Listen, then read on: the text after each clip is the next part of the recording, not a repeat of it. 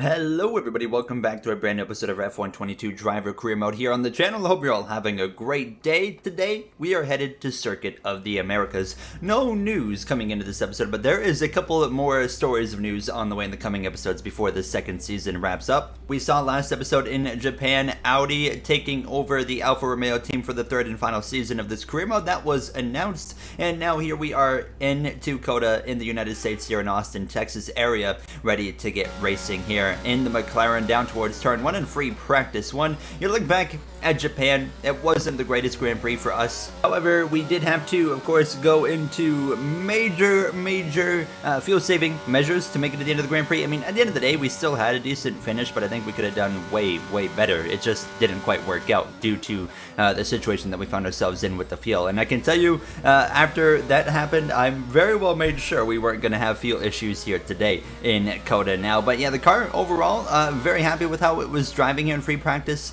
COTA usually not my greatest track on the calendar, so I wasn't quite sure what to expect, but overall, going through the race strategy sim, I was pretty happy with how the car was driving. Of course, we have a battle between still Max Verstappen and Charles Leclerc for this World Drivers' Championship, so it's going to be very fun to see what they can do against each other today. As you can see myself actually going for a bit of a ride here at the end of free practice 1. That would be the end of my session, so now getting ready to focus in on qualifying. Lewis Hamilton, top of the board over Carlos Sainz, and myself, our teammate Ricardo, down there in P13 now as we were ready to get going for this first qualifying session. Bit of an overcasty kind of Saturday here in Texas. Now on Sunday, it is actually supposed to be some rain coming into that Grand Prix, so it's going to be an interesting one. It was looking more like intermediate tire conditions based off the forecast, which you will see before the Grand Prix gets underway. However, getting ready to go here in Q1, getting on circuit now and hoping for the best down towards turn 1. Actually, in my very first lap on track, you can see not a great turn 1, a slight lockup right there and miss the apex, so that kind of set the tone right off the bat, it felt like, but we actually would recover pretty well throughout the rest of the lap. We crossed the line. It was P3 behind our teammate of Daniel Ricciardo. I would set a second attempt late in the session just in case, but you can see turn 1 was even worse, so that completely ruined the lap in one go, but we did make it. We were P10, and you can see Latifi, Stroll, Zhou Guanyu, Yuki Tsunoda, and the rookie of Robert Schwartzman all out in Q1. So focusing in now on Q2, and fortunately I had saved an extra set of soft tires for Q2. So we have 2 sets to use instead of just 1, which has kind of been happening to us recently. And you can see coming through to the line late in the lap, and it's going to be P2 behind Perez, but we would find ourselves all the way down to P10, very close to the end of the session here, about a minute left, so having to make another lap and looking for a little bit extra time. However, we're going to have a bit of an issue right here as we head down towards the DRS zone. The DRS is going to break. There's a fault in the system. We're not going to be able to use the DRS. Look at this. We start to go green,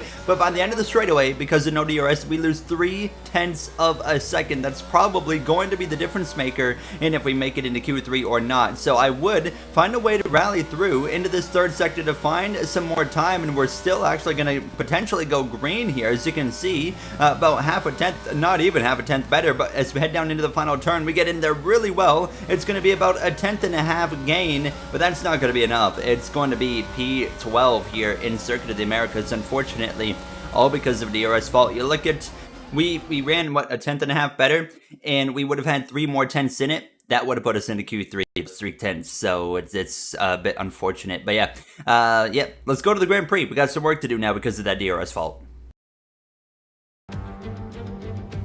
Welcome once again then to the United States Grand Prix here in the magnificent city of Austin. It was here in 2018 that Kimi Räikkönen delighted the world by taking the top step of the podium for the first time in 114 races. There's always a record to be broken, so what, I wonder, is in store for us here today? We have 10 turns to the left and 10 turns to the right here at the fantastic Circuit of the Americas. Overtaking opportunities into turn 1 and turn 12 at this anti-clockwise track. It's 3.6 miles long, and we should see average lap speeds of around 126 miles per hour. Off the back of a fantastic qualifying session, it's time to see how our starting grid looks like for today's race. What a qualifying yesterday for George Russell. He'll start today's race from pole position, with Charles Leclerc alongside. Looking down the rest of the grid, we have Verstappen, Hamilton, Sergio Perez and Magnussen, Ocon, Albon, Norris and Daniel Ricciardo. They'll be starting further back after an earlier grid penalty. Golden Boy, Mick Schumacher, Fernando Alonso and Gasly, Sainz, Schwartzman, Lance Stroll and Nicholas Latifi. Tsunoda, they've taken a grid penalty, and Guan Yu Zhou. It's almost time for the lights to go out, so let's head down to the track where preparations are underway.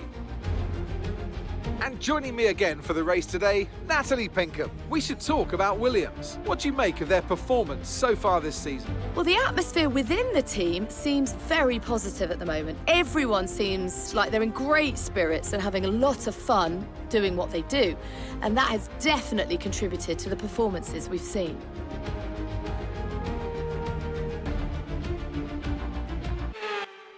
Ready to go green then here in Circuit of the Americas. Up to P11, there was some grid penalties that you saw, mediums to hards, but it is going to rain later in the Grand Prix. How late? Well, that's the real question, but let's get ready to race. The formation lap gets underway and every driver will be looking to settle in for the race ahead, making sure that their car is ready for the battle once the lights go out.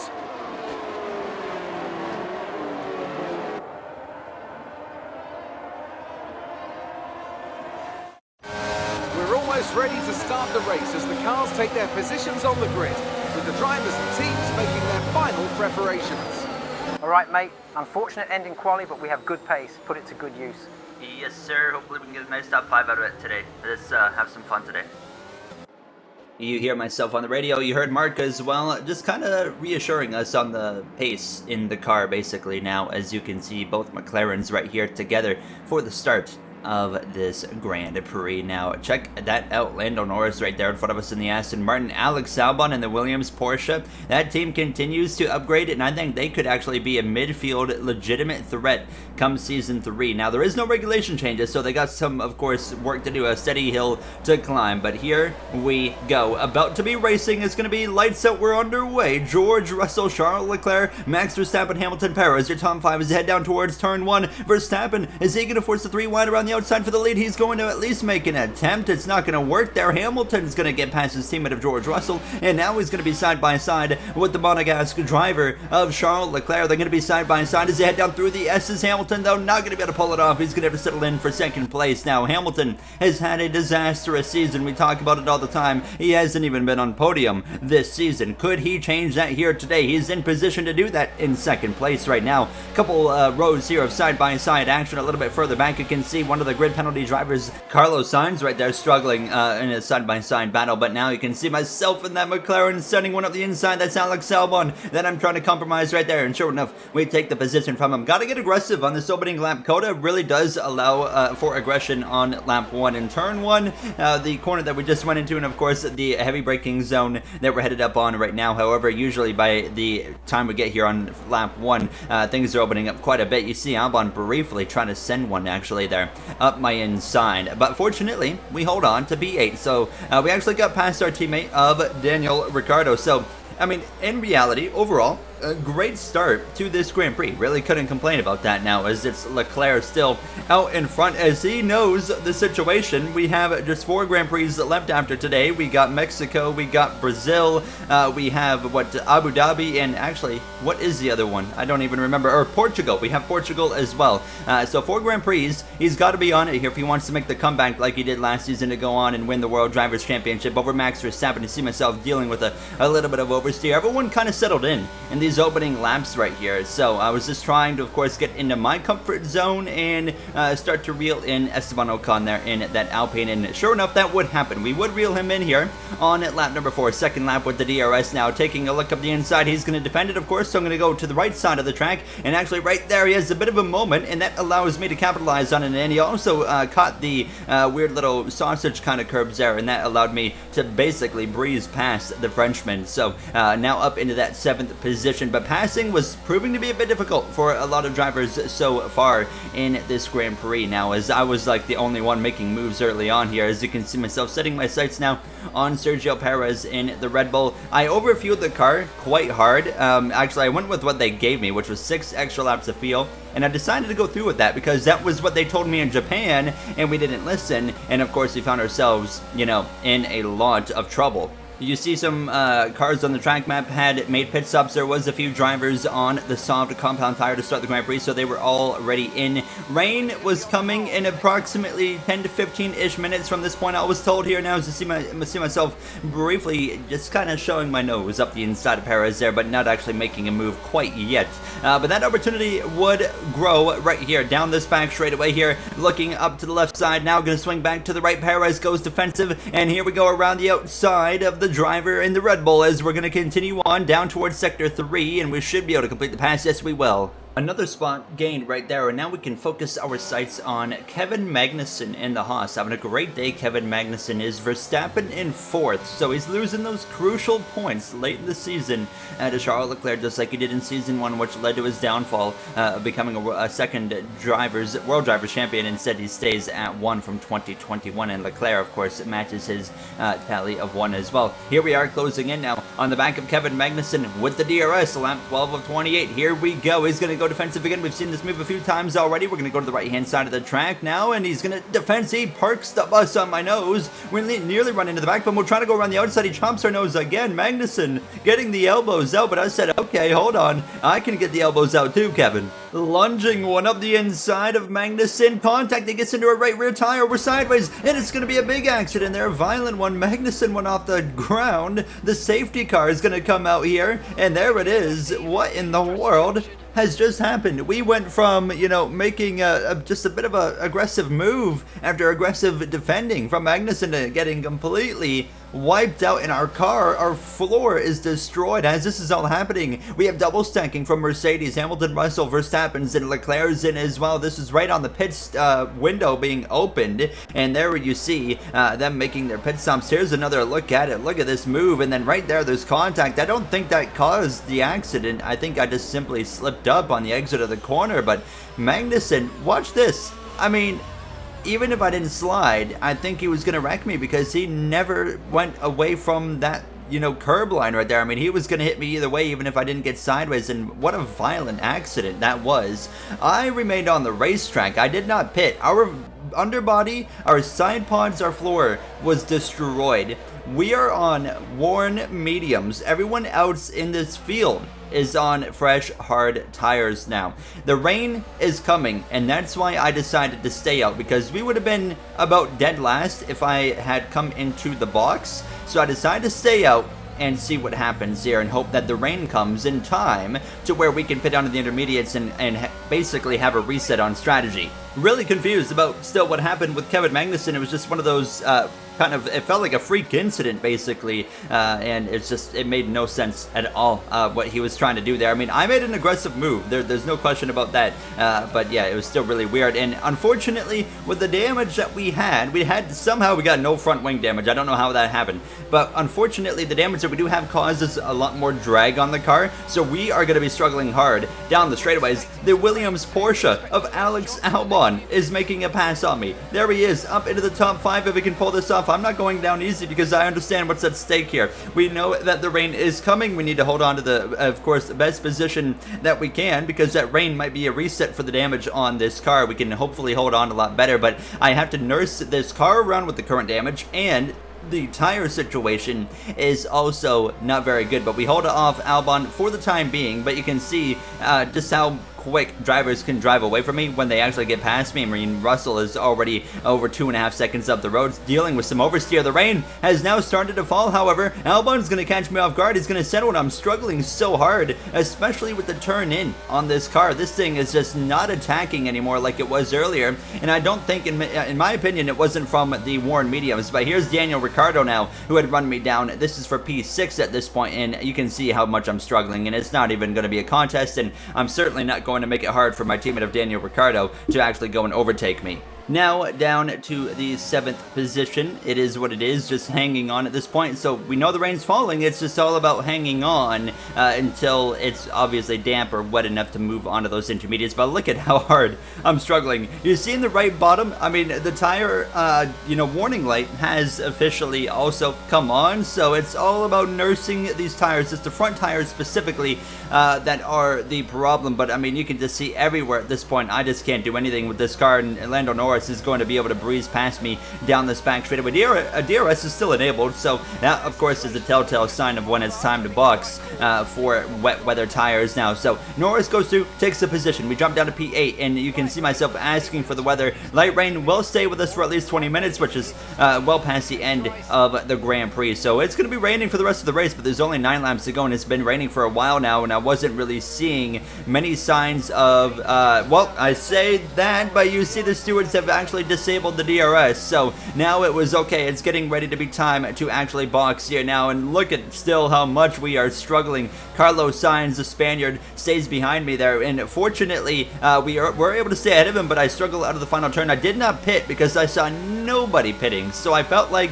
I was going to be maybe making a mistake if I pitted on this lap, and now I feel like as we head down into turn 1 to move back up the inside of Carlos Sainz, I'm like, maybe we should have pitted. We had nothing to lose at this point, hanging on for our life, but you can see myself immediately tell Mark I'm pitting this time no matter what the situation is. However, here comes Kevin Magnussen, but you can see the conditions now starting to worsen. I'm not going to make it easy, of course, on Kevin Magnussen after what happened earlier, so I'm going to make sure that we fight him as we run P9, but everybody's probably going to be boxing this time by as we head through the penultimate corner. Ricardo's in. Some of the leaders do stay out. Actually, Magnussen, he goes around to the background. That's going to be a spin and a crash. Multiple cars pile in there. Now AlphaTauri, and I believe that's Esteban Ocon in the Alpine. That's going to bring out the safety car. The safety car is out. As that was happening, I'm headed into the pit lane. We get a brand new set of intermediate compound tires. Everybody's flooding into the pits at this point, but the safety car comes out at such an awkward moment. Here's the replay. Gasly piling in, and watch Esteban Ocon right here. Big hit there. Now this would be a Grand Prix saver for Charles Leclerc as well as Lewis Hamilton. And Alex Albon is going to benefit dramatically from this. So sorry, not Lewis Hamilton, George Russell. So Hamilton, Verstappen, they had already boxed, and they were probably going to take the Grand Prix lead. However, that safety car brings up the delta and allows Leclerc, Russell to maintain their positions up here. So they stay P1 and P2 as we were getting ready to go back racing on lap 25. We're down in P9, and I'm not great in the rain. I was expecting to restart this race in P9 and finish P9 unless something crazy happens. We're going to get back underway, though, with 3 laps of racing to go. You saw briefly that underbody damage still. Perez behind us there in P10. Lando Norris up there having a good run. Our teammate of Ricardo P6. But Alex Albon, I think the story of the day is not even on the World Drivers' Championship, which is about to get closer between Leclerc and Verstappen, but it's on Alex Albon in that Williams Porsche, who's been continuing to steadily, consistently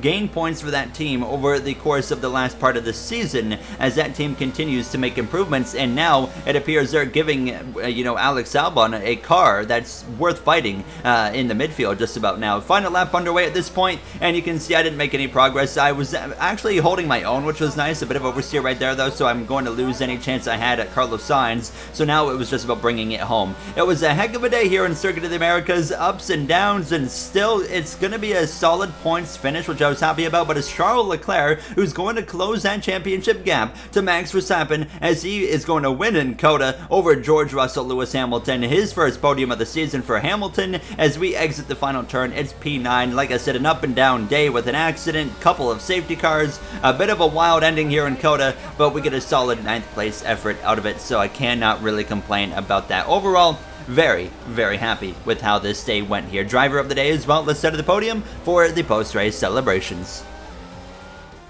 Great effort there from Ferrari to take the victory today. Natalie Pinkham, how do you think they were able to set themselves apart today? Rain always has the potential to liven up a race and mix up the order, and they've taken full advantage of that to claim the victory today. It's a bit of a lottery when the conditions are like this, but they've managed to stay on the circuit and have come out on top. What a day here in Circuit of the Americas. Now, we've had a history of a lot of wet weather racing when it comes to Circuit of the Americas as well. But yeah, I mean, a fun Grand Prix, you know. I think we could have gotten a really good finish if we didn't, of course, have that run-in with Kevin Magnussen, which I still don't understand exactly what was, you know, happening there, because I just felt like I just got simply ran over, and just unfortunate how that ended. But overall, the fact that we still got points out of it, it worked out pretty well. A lot of things went right even in that accident. No rear wing damage, no front wing damage, so we were able to stay out on the track and just kind of throw an audible call and make it work, basically, there. You see that podium celebration with Leclerc and the two Mercedes drivers. Hamilton finally on the podium. It took him almost a whole season to do it, but he's done it. Is he finally and officially back? You see the finishing order there. Zhou Guanyu actually had a mechanical failure right when that wreck with Magnussen happened there, so kind of got overlooked. But there you see, 32 points behind is Leclerc over Verstappen.